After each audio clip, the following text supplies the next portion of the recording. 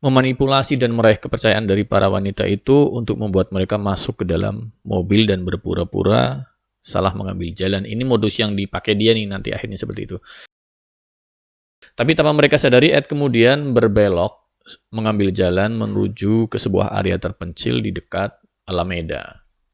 Setibanya di sana, Ed mematikan mesin mobil dan disinilah ia berniat untuk menggagahi kedua cewek ini.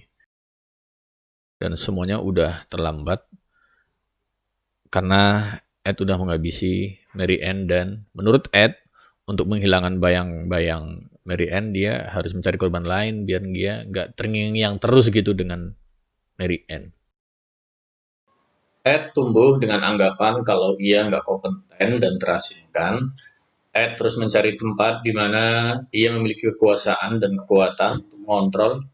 Ed menghabiskan sebagian besar hidupnya dalam dunia gelapnya sendiri. Kebenciannya terhadap sang ibu pun semakin menjadi, dan ia nggak sabar sampai saatnya sang ibu mati di tangan dia sendiri.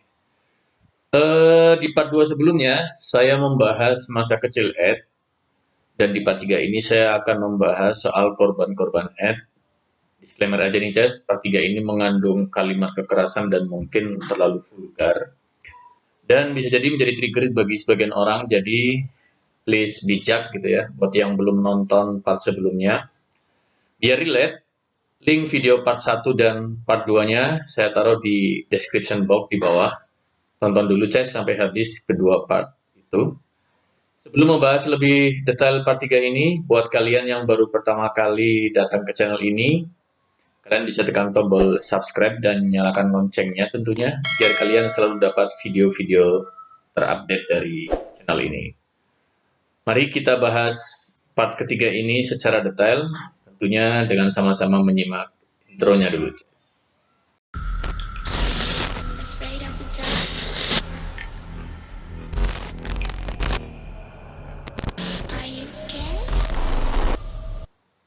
Pada tanggal 18 Desember 1969, Ed pindah dan kembali tinggal bersama ibunya.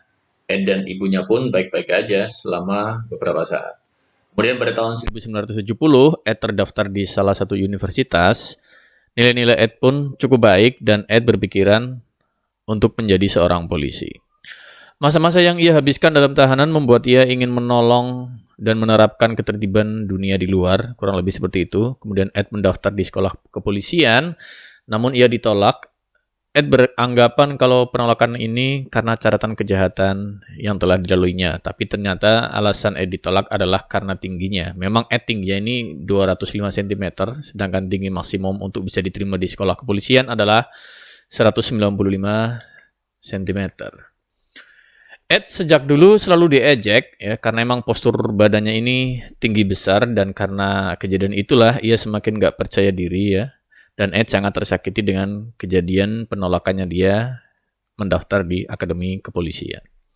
Sebuah studi yang dipublikasikan oleh Naomi L. Elsenberg ya, Matthew D. Lieberman dan Clipping D. William, ini yang berjudul Does Rejection Hurt? Apakah sebuah penolakan itu menyakitkan gitu ya? Hasil studi ini ternyata menyatakan kalau penolakan sosial ini merupakan salah satu kesakitan fisik. Artinya ketika orang ditolak secara sosial gitu ya, dia daftar sekolah, daftar kuliah, atau dapat penolakan dari komunitasnya, ini termasuk sebagai salah satu kesakitan fisik. Dalam studi ini mereka mengambil scan otak untuk kemudian melakukan penelitian dan menemukan kalau seseorang ketika dia ditolak, maka otak akan mengirim impuls yang sama gitu ya dengan rasa sakit secara fisik. Jadi ketika orang ditolak, ini impuls yang dikirim ke otak ini sama aja dengan impuls yang dikirim ke otak ketika seseorang merasa sakit secara fisik. Intinya sama ya. Jadi ditolak dengan sakit secara fisik intinya sama. Kemudian Ed beranggapan kalau yang ia lakukan adalah setara dengan penolakan yang terus-menerus terhadap dirinya gitu. Satu-satunya hal yang ia inginkan ya kini sudah menjadi mustahil. Perkataan ibunya tentang ia yang gak berguna semuanya adalah telah menjadi kenyataan. Semua perkembangan psikologis yang ia terima selama ini, ya, yang dia terima di tahanan, kemudian perlahan mulai menghilang. Jadi emang pada saat dia di tahanan di part sebelumnya gitu ya, dia mendapat semacam terapi-terapi psikologis gitu ya, ilmu-ilmu psikologis untuk kemudian dia bisa menjadi orang dengan kehidupan yang normal. Tapi semenjak kejadian dia ditolak masuk ke akademi polisi gitu ya, dia merasa apa yang selama ini dia dapat terapi-terapi psikologis di tahanan ya udah buyar, hilang aja gitu. Akan tetapi pada saat itu Ed belum siap untuk memulai pembunuhan berantai itu. Ed masih memiliki secercah harapan saat itu dan ia mencoba untuk menjalani kehidupan secara normal. Ia bahkan mendapat pekerjaan konstruksi dan kontrol jalanan di California Highway Department. Dan ironisnya, mendiang sang kakek yang telah dihabisnya emang memiliki pekerjaan yang sama sebelum pensiun. Dan Ed melihat dirinya ya sebagai penerus legasi dari sang kakek, begitulah. Ed kemudian berteman dekat dengan beberapa anggota kepolisian, ya. Kemudian karena ia sering menghabiskan waktu di sebuah bar yang kebanyakan pengunjungnya adalah para polisi. Ed dikenal banyak orang sebagai orang yang ramah. Para polisi pun sangat senang dengan kehadiran Ed gitu ya di bar tersebut. Mereka bahkan menyebut Ed dengan sebutan Big Ed karena emang postur Ed ya tadi tinggi gitu ya. Tinggi besar, 205 cm. Ed sering bertanya soal bagaimana pekerjaan mereka sebagai seorang polisi, intinya ngobrol lah gitu ya. Beberapa polisi pun akhirnya menceritakan soal pekerjaan mereka, ya biasalah bercanda gurau layaknya teman gitu ya. Tapi yang para polisi ini nggak sadari, nggak mereka ketahui adalah ternyata Ed akan menggunakan cerita-cerita dari mereka ini untuk di kemudian hari, di mana dia nantinya pada saat dia ditangkap gitu ya, ternyata dia mempelajari dari obrolannya dengan para polisi ini, ternyata bermanfaat buat Ed ketika nanti dia beralibi atau memberikan alasan ketika dia diinterogasi atau diinvestigasi. Kurang lebih seperti itulah. Beberapa waktu kemudian, ia kemudian mendapat persetujuan dari petugas pembebasan dari pengadilan ya, karena emang dia dibebaskan bersyarat. Dia mendapat info kalau dia diperbolehkan untuk tinggal sendiri. Kemudian ia pergi dari rumah ibunya dan tinggal di sebuah apartemen, di mana dia tinggal di apartemen tersebut bersama dengan satu orang temannya yang satu kamar. Ed merasa saat itu kebebasan yang selama ini nggak pernah ia rasakan sebelumnya, dia bisa dapatkan pada saat itu gitu ya, yang emang banyak waktu luang saat ia nggak kerja gitu ya. Jadi dia ngerasa bebas. Ia berusaha untuk mencari pacar, tapi ya nggak mudah buat Ed gitu. Dan alasan terbesarnya tentunya adalah karena emang Ed nggak percaya diri. Dan masalah lainnya adalah ya pendapat pribadi Ed sendiri tentang wanita itu seperti apa. Karena yang disebutkan tadi di video-video sebelumnya gitu ya, di video part 1 dan part 2 emang Ed ini setelah mendapat perlakuan yang sangat nggak baik dari ibunya, akhirnya dia punya persepsi lain tentang wanita itu, bisa dibilang ya orang yang ya jahat gitu ya. Akhirnya ya muncul semacam seperti ibunya lah, kalau ibunya itu Miss Andris ya, dia benar-benar benci laki-laki. Mungkin setelah kejadian perlakuan ibunya ke si Ed, akhirnya Ed bisa jadi juga muncul perasaan benci terhadap perempuan juga. Sampai dia kemudian mengatakan, ketika aku melihat seorang wanita cantik berjalan sendiri gitu ya, dia bilang dia memiliki dua pemikiran. Yang pertama, dia ingin mendekati wanita itu dan ya dengan cara baik-baik dan harapannya dia bisa menjalani asmara atau jadi kekasih gitu ya. Tapi di sisi lain, di otaknya dia berpikiran gimana kalau kepala si perempuan itu tertancap di sebuah tonggak gitu. Ini kan pemikiran yang sangat berbahaya banget gitu ya. WTF banget lah gitu. Nah, ini yang diakui oleh Ed sendiri ketika dia diinvestigasi atau diinterogasi. Nggak lama kemudian, ternyata Ed menjalin hubungan dengan seorang perempuan, pacaran gitulah ya, dengan seorang siswi berusia 16 tahun waktu itu. Cewek itu adalah emang tipe yang selama ini dicari oleh Ed, ya pirang, bertubuh langsing, muda, dan agak kekanak-kanakan gitu. Karena seseorang yang kekanak-kanakan menurut Ed ini akan bisa menerima dia tanpa bertanya banyak hal tentang masa lalu Ed gitu. Ed sangat mencintai cewek ini, dan karena ceweknya sangat religius, mereka emang nggak pernah melakukan hal-hal di luar ketentuan agama gitu ya, nggak pernah melakukan hubungan intim dan lain-lain gitulah. Ed sayang banget sama cewek ini sampai pada akhirnya mereka memutuskan untuk bertunangan. Tapi sang ibu ya Clarnell dia merasa jijik dengan Ed gitu ya. Clarnell bahkan menegaskan kalau Ed bertunangan dengan cewek yang sangat muda, jauh banget dibanding usianya dia gitu ya. Dimana Ed pada saat itu dia berusia 21 tahun, sementara ceweknya berusia 16 tahun, sih 5 tahun sih normal aja sebetulnya. Clarnell bahkan kemudian mencaci maki Ed, mengejeknya gitu ya, dan memaksa Ed untuk menyudahi hubungannya, mengakhiri pertunangannya dan meninggalkan cewek itu. Clarnell bahkan dia mendatangi rumah Ed sengaja gitu ya, hanya untuk berteriak memaki-maki Ed. Intinya si Clarnell ini ibunya dia nggak setuju kalau Ed tunangan dengan si cewek tadi gitu.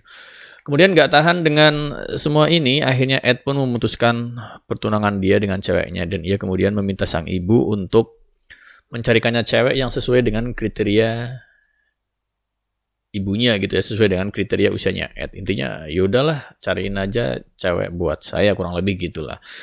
Tapi saat itu dia Clarnell ya, ibunya ini justru malah ketawa, mengejek dan menolak permintaan dari Ed ini gitu. Saya berpikir ibu macam apa gitu ya yang dia membuli anaknya sendiri, anaknya udah tunangan disuruh diakhiri, disuruh dibubarin gitu ya. Terus begitu anaknya minta tolong dicariin cewek, dia malah ngejek. Ini emang benar-benar misandris sih ibunya. Kalian bisa bayangin ibu macam apa yang punya perilaku seperti itu ke anaknya sendiri gitu ya. Karena waktu itu si Clarnell beralasan kalau Ed ya sama seperti ayahnya, dia nggak pantas untuk bertemu dengan cewek baik dimanapun gitu. Ya alasan yang nggak masuk akal juga sih, karena nyatanya juga si Clarnell nikah dengan bapaknya Ed gitu ya.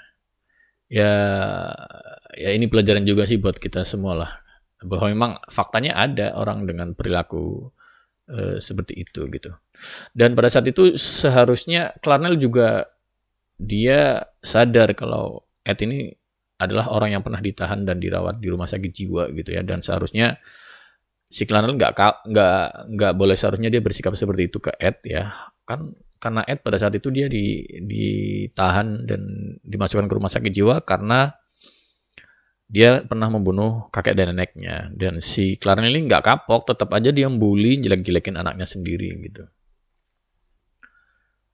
Ya di sini kelihatan lah kalau si Clarnell ini dia benar-benar misandris atau pembenci laki-laki tulen gitu ya.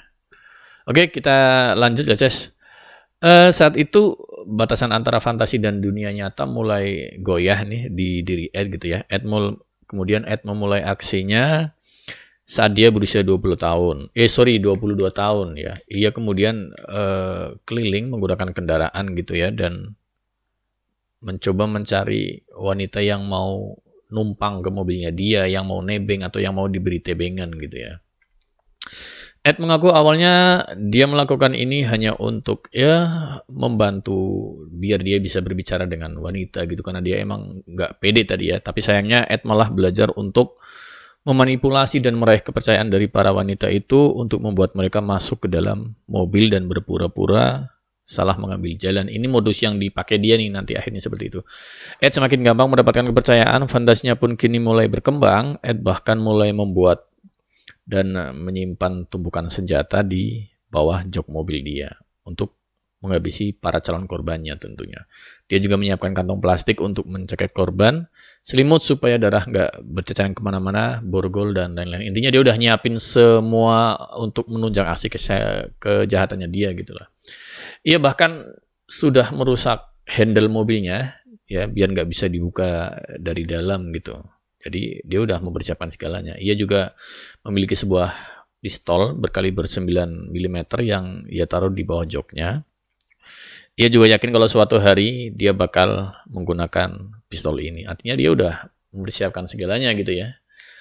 Ketika Ed berusia 23 tahun, Ed kehilangan pekerjaannya, dia dipecat gitu ya. Dan ia tahu kalau uangnya gak bakal cukup. Dan kemungkinan ia harus kembali tinggal bersama sang ibu. Dan Ed gak mau gitu, dia gak mau tinggal sama ibunya. Kemudian tepatnya pada 7 Mei 1972, Ed ngobrol via telepon dengan ibunya. Dan kemudian keributan pun gak bisa dihindari. Udah biasa lah ya, dia ribut sama ibunya, dicaci maki, dibully gitu ya.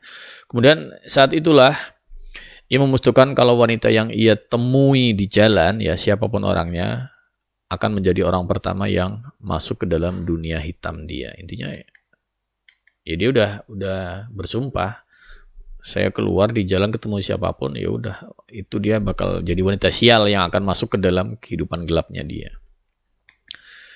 Sang ibu sendiri, karena dia bekerja di sebuah universitas, dan ini yang pada akhirnya akan menjadi tempat atau calon korbannya Ed ya. Dia akan menghabisi seseorang dari universitas di mana tempat bekerja ibunya gitu. Korban pertama dari Ed ini bernama Mary Ann Pace ya, dan Anita Lucesa. Tepatnya pada 7 Mei 1972, Ed berkendara dari Berkeley ketika pada akhirnya ia kemudian memberikan tumpangan kepada dua orang cewek ini nih, Jas, yang adalah seorang murid dari Universitas Fresno ya, bernama Mary Ann Pace dan Anita Lucesa tadi. Mary Ann dan Anita meminta tumpangan menuju Universitas Stanford ya. Kemudian Ed setuju untuk memberi tumpangan, dan dalam perjalanan mereka ya ngobrol-ngobrol aja gitu dan tertawa, bercanda gitu ya. Tapi tanpa mereka sadari, Ed kemudian berbelok mengambil jalan menuju ke sebuah area terpencil di dekat Alameda. Setibanya di sana, Ed mematikan mesin mobil, dan disinilah ia berniat untuk menggagahi kedua cewek ini. Dan belajar dari pemerkosa yang ia temui dulu pada saat dia ditahan di rumah sakit, dan belajar gitu ya. Ed, dia nggak akan meninggalkan saksi ya, intinya gitu. Karena satu-satunya saksi hidup ya si korban sendiri, makanya harus dihabisi gitu ya. Ia kemudian memborgol Mary Ann dan mengunci Anita di dalam bagasi mobil. Ed kemudian mencekik dan menusuk Mary Ann sebelum kemudian ia menghabisi Anita dengan cara yang sama. Ed kemudian menaruh mayat mereka di dalam bagasi dan kembali ke apartemennya. Ia membawanya ke kamar, kemudian dia mengambil beberapa foto tak senonoh dan berhubungan intim dengan kedua mayat tersebut sebelum pada akhirnya Ed memutilasi kedua mayat korbannya tersebut. Ed memasukkan bagian tubuh secara terpisah ke dalam kantong plastik dan nantinya bakal ia buang dekat pegunungan Loma Prieta. Sebelum membuang bagian tubuh Mary Ann dan Anita, ya, Ed juga melakukan irumasio, yaitu menggagahi kepala mereka yang telah ia mutilasi tentunya gitu ya. Dengan cara Ed menyodokkan batangnya ke bagian leher sebelum pada akhirnya memasukkannya ke bagian mulut si mayat korbannya, yaitu dua cewek tadi gitu ya. Ya, WTF banget lah. Gak pernah kepikiran gitu ya ada orang dengan perilaku seperti ini gitu. Ed mengaku bahwa saat itu ia merasa sangat puas gitu ya. Artinya puas banget gitulah karena ia memiliki kontrol, dan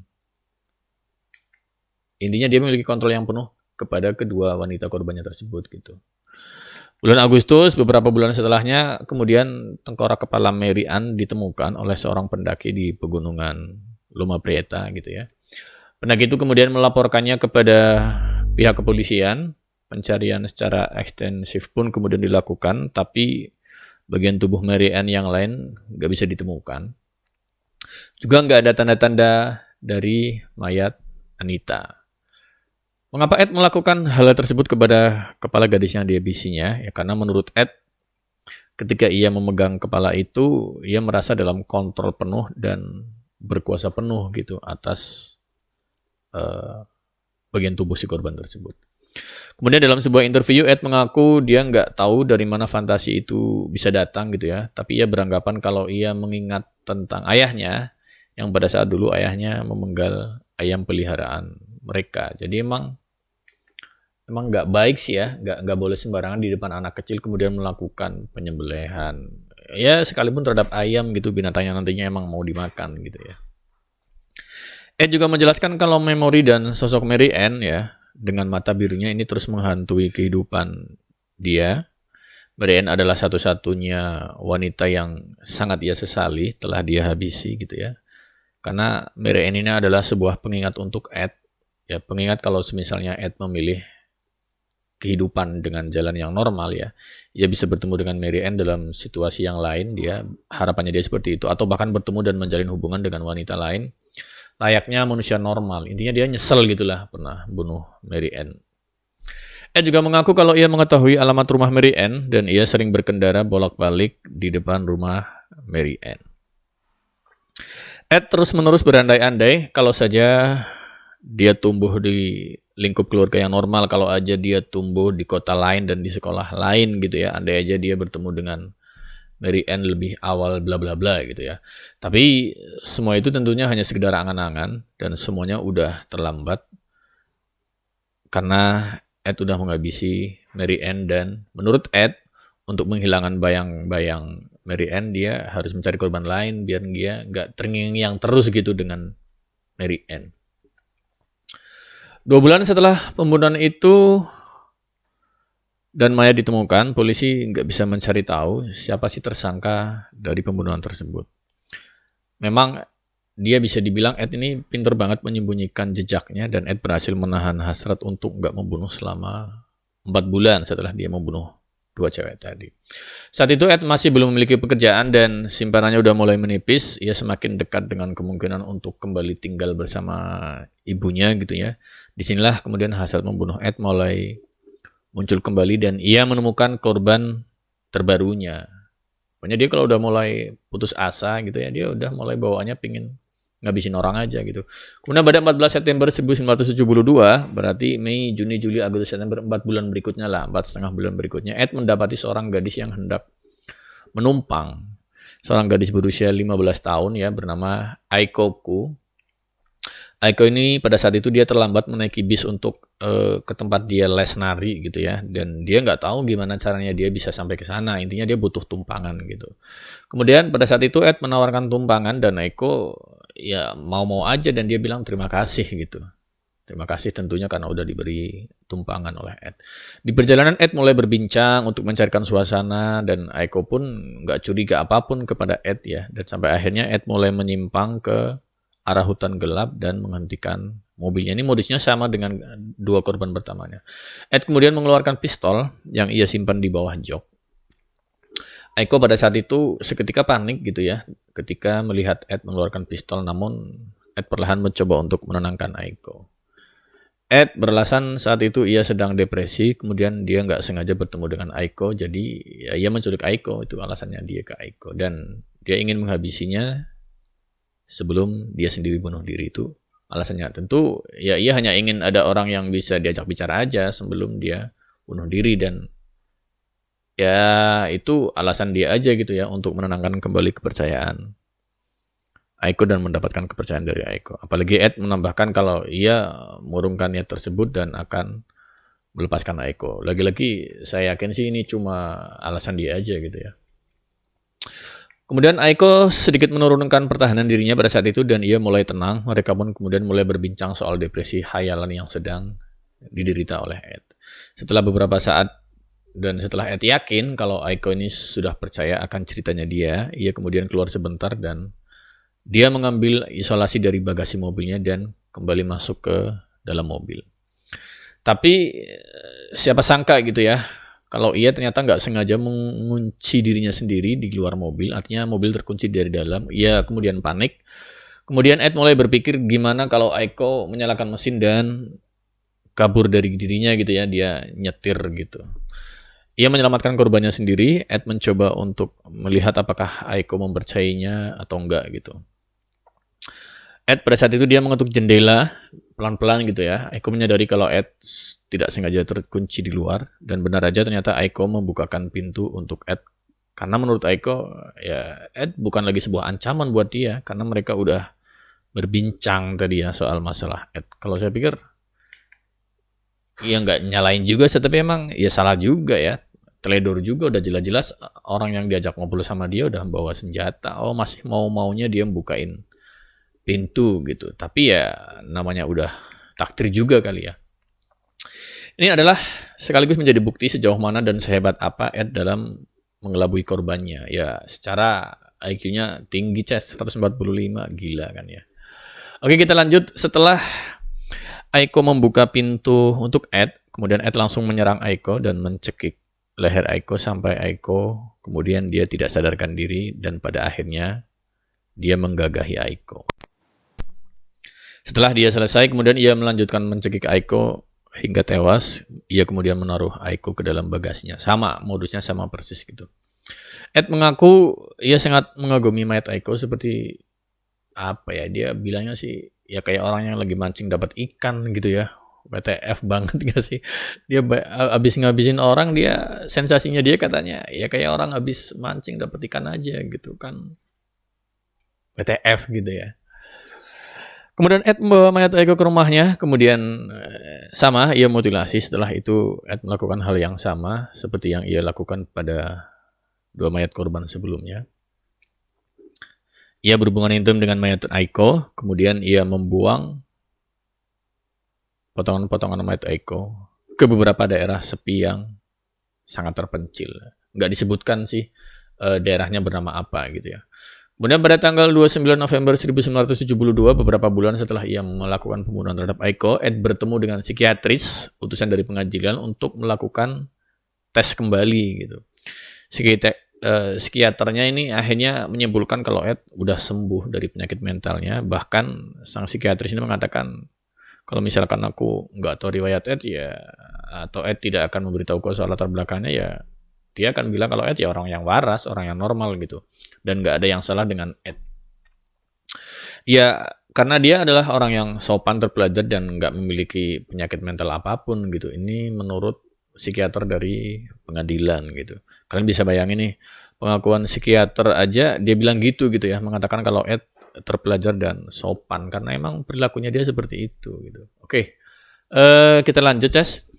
Setelah beberapa kali diskusi ya, catatan kriminal Ed ketika dia remaja akhirnya dihapuskan. Pengadilan beranggapan kalau Ed ya dia nggak akan bunuh lagi gitu. Padahal dia udah membunuh 3 orang nih. Tapi Ed pada saat itu dia udah sedang kepikiran tentang apa yang bakal ia lakukan selanjutnya, atau lebih tepatnya siapa korban berikutnya gitu. Jadi bayangin aja, habis ngabisin 2 orang, datang psikiater dari pengadilan menyatakan dia sembuh, dan pengadilan menyatakan dia nggak pernah mengidap gangguan jiwa gitu kan.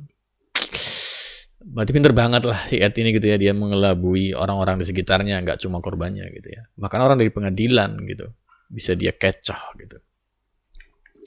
Sekitar bulan Desember tahun 1972 gitu ya, karena masalah ekonomi Ed terpaksa kembali tinggal bersama ibunya. Saat itu Ed juga membeli sebuah pistol berkaliber 22 mm dan mulai berkeliling untuk mencari korban berikutnya.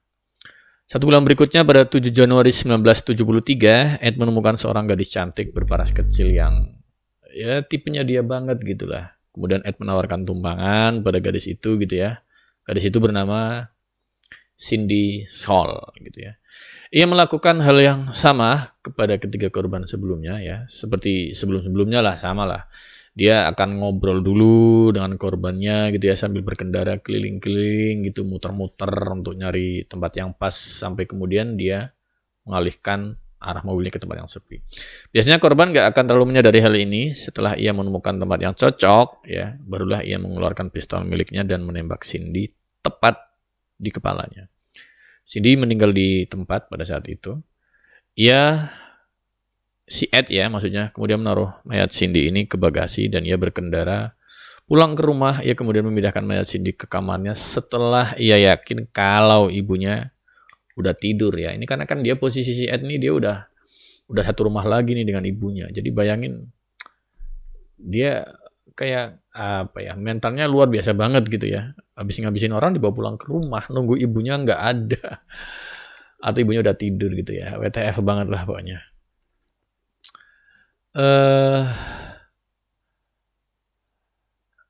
Kalau di kasus sebelumnya kan dibawa ke apartemen gitu ya. Ini enggak, dibawa ke rumah ibunya gitu. Ya nekat banget lah gitu sebagai seorang pembunuh gitu.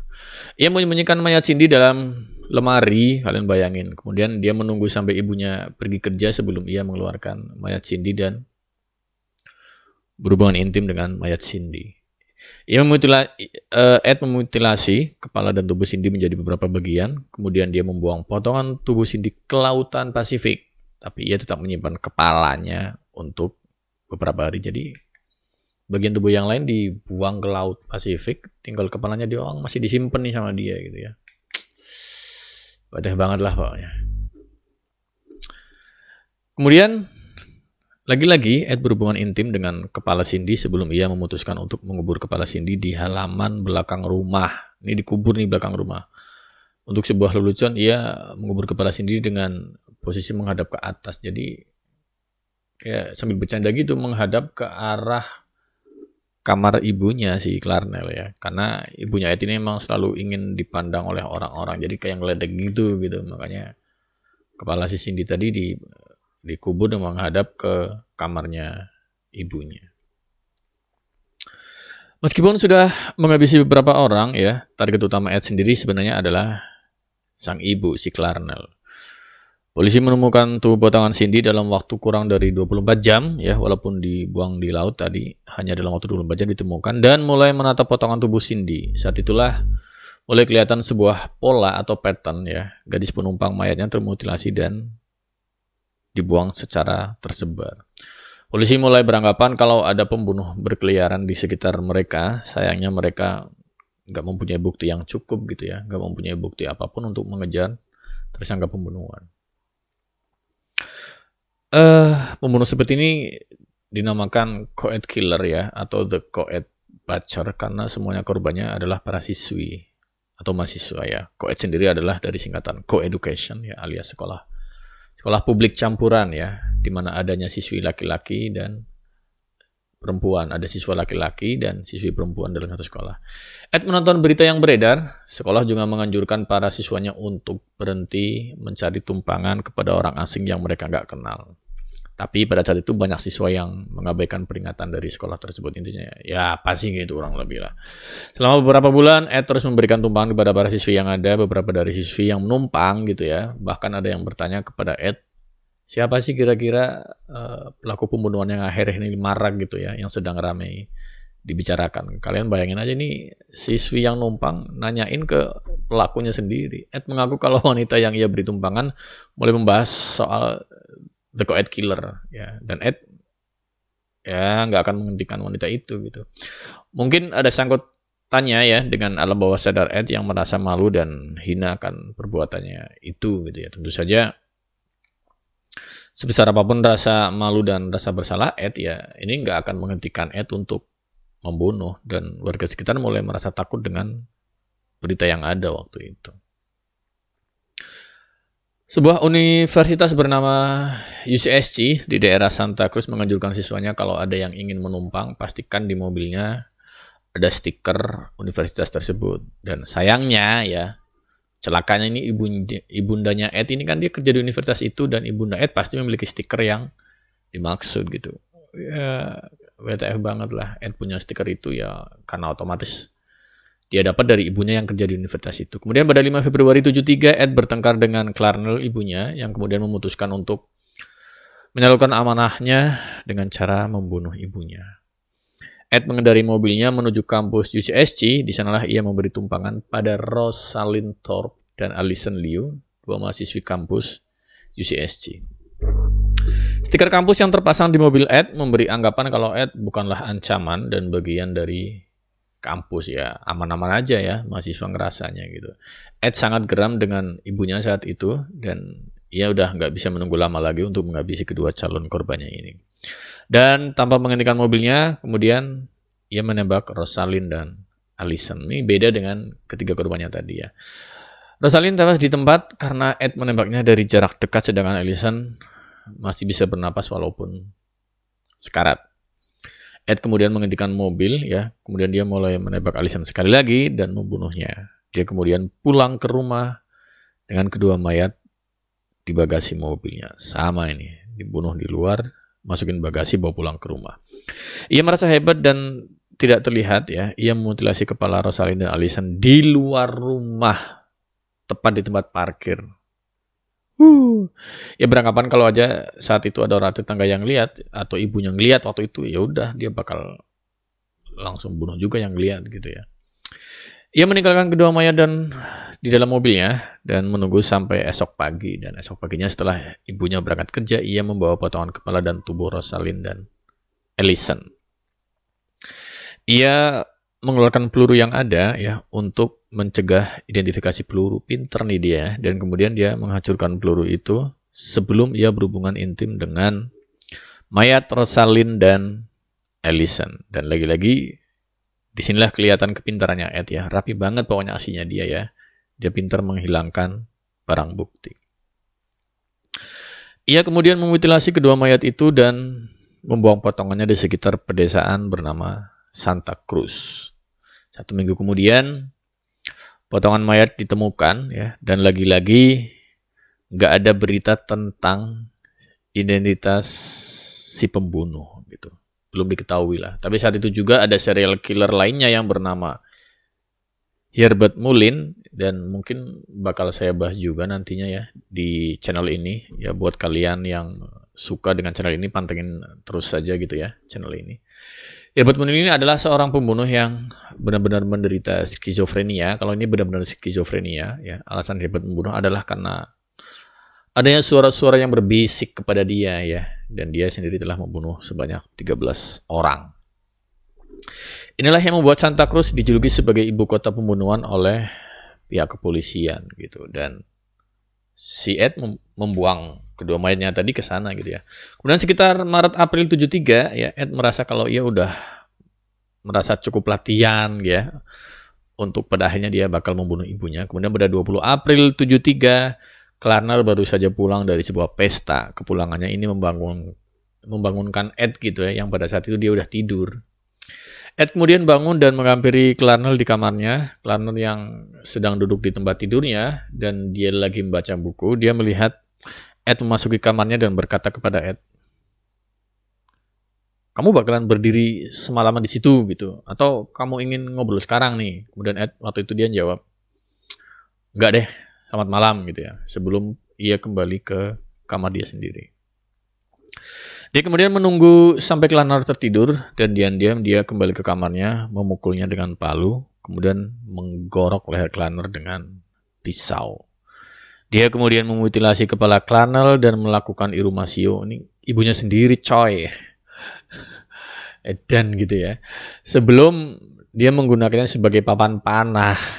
Udah saking bencingnya sampai ubun-ubun, tapi apapun ya WTF sekali lah gitu ya. Ed menyatakan bahwa dia meletakkan kepala ibunya di atas rak dan berteriak selama 1 jam dan melemparkan anak panah kepada kepala tersebut dan akhirnya membanting wajahnya. Dia pun juga memotong lidah dan laringnya dan memasukkannya ke tempat pembuangan sampah atau garbage disposal. Jadi garbage disposal ini adalah semacam perangkat gitu yang biasanya dia punya tenaga listrik yang dipasang di bawah wastafel dapur gitu, antara saluran pembuangan dan perangkap gitu ya. Saluran pembuangan ini fungsinya untuk merobek-robek limbah makanan gitu ya, dan menjadi potong-potong yang cukup kecil dan biasanya ukurannya ya kurang dari 2 mili gitu ya, untuk bisa melewati pipa yang ada di bawahnya gitu. Tapi pembuangan sampah ini ternyata nggak bisa memecah pita suara yang keras ya, dan mengeluarkan jaringannya kembali ke wastafel. Itu sepertinya perlakuan yang tepat gitu ya buat ibunya, kata Ed gitu ya. Balasan yang setimpal untuk dia yang selalu ngomel, mencaci maki, ngebully dia, berteriak pada dia selama bertahun-tahun. Itu pembelaan Ed. Ed kemudian menyembunyikan mayat ibunya di lemari dan keluar untuk minum, dan saat itulah ia memiliki rencana lain. Dia yakin kalau ibunya tidak masuk kerja besoknya kan, pasti orang-orang bakal nanya, akan bertanya-tanya tentang kemana si Clarnell nggak masuk kerja. Tapi kalau ibunya dan sahabatnya nggak masuk kerja, nih mungkin teman-teman di kantornya nggak bakal nanya nih, karena mereka beranggapan kalau Clarnell sedang cuti bersama temannya untuk liburan bersama gitulah dengan sahabatnya yang bernama Sarah Taylor atau akrab disebut Sally. Clarnell dan Sally sendiri kebetulan mereka ya akrab gitu ya. Jadi ketidakhadiran mereka tidak akan menimbulkan banyak pertanyaan di kampus gitu. Artinya Sarah dan Sally, bukan Sarah dan Sally, sorry.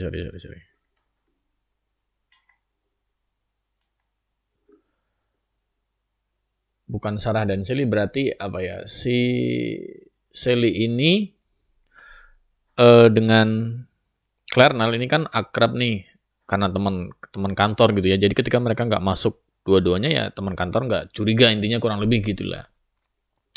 Ini sekaligus menjadi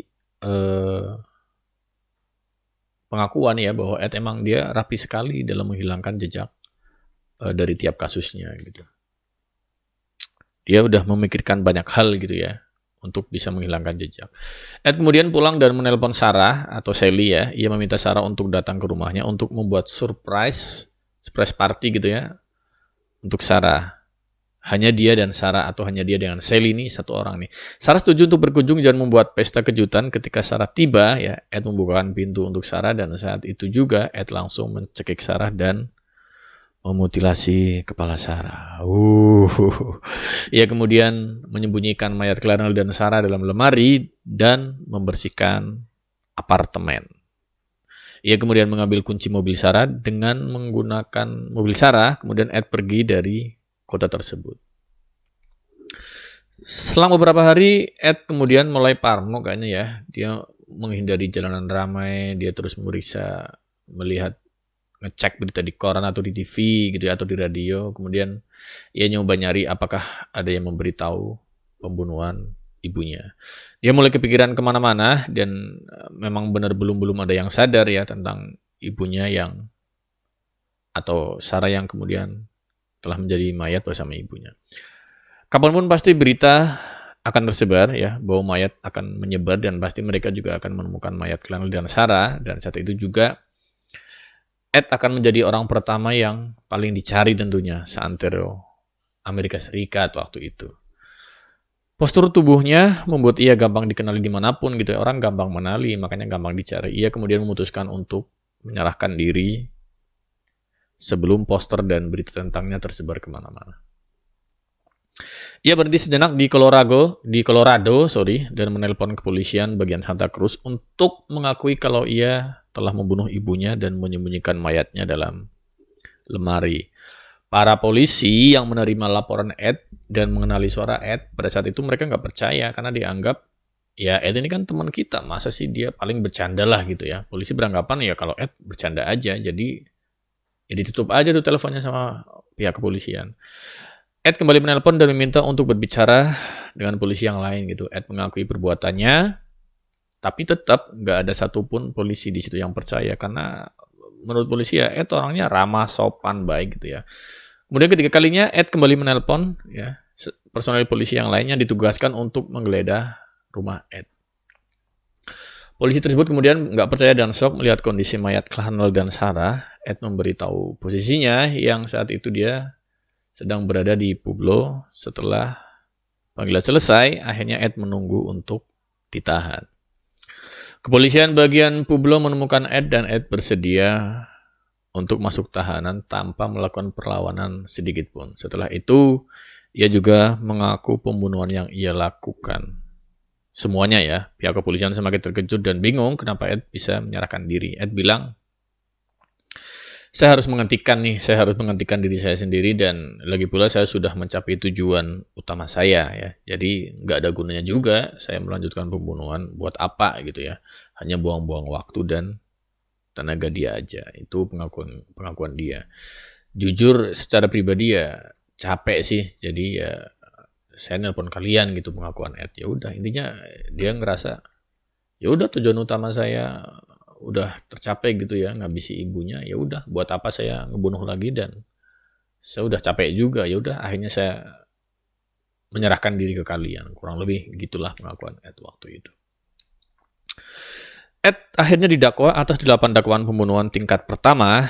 Kemudian pada 7 Mei 1973 karena pengakuan eksplisit dan terperinci dari Ed, satu-satunya pilihan penasihatnya adalah untuk mengaku tidak bersalah dengan alasan nggak waras terhadap tuduhan tersebut. Ini saran dari pengacaranya gitu ya. Ed 2 kali mencoba bunuh diri di dalam tahanan setelah dia dipastikan salah dan ditahan, tapi selamat dalam 2 kali percobaan bunuh diri tersebut.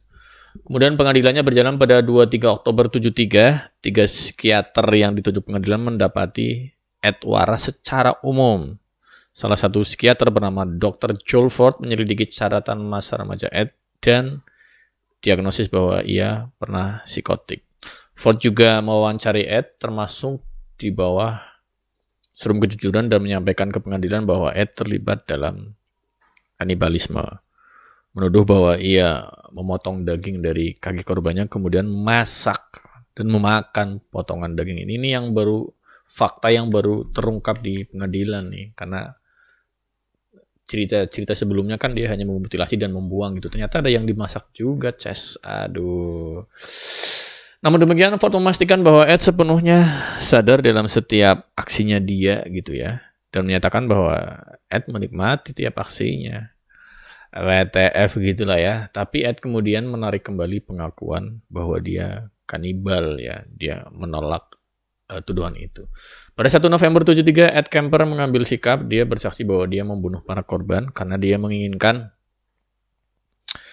mereka untuk diri dia sendiri seperti harta benda dan berusaha meyakinkan juri atau hakim di pengadilan bahwa dia gila berdasarkan alasan bahwa tindakannya hanya dapat dilakukan oleh seseorang dengan pikiran yang menyimpang. Dia mengatakan ada 2 makhluk yang menghuni tubuhnya ya, dan bahwa ketika kepribadian pembunuh yang mendominasi dia, secara nggak sadar dia akan melakukan hal itu.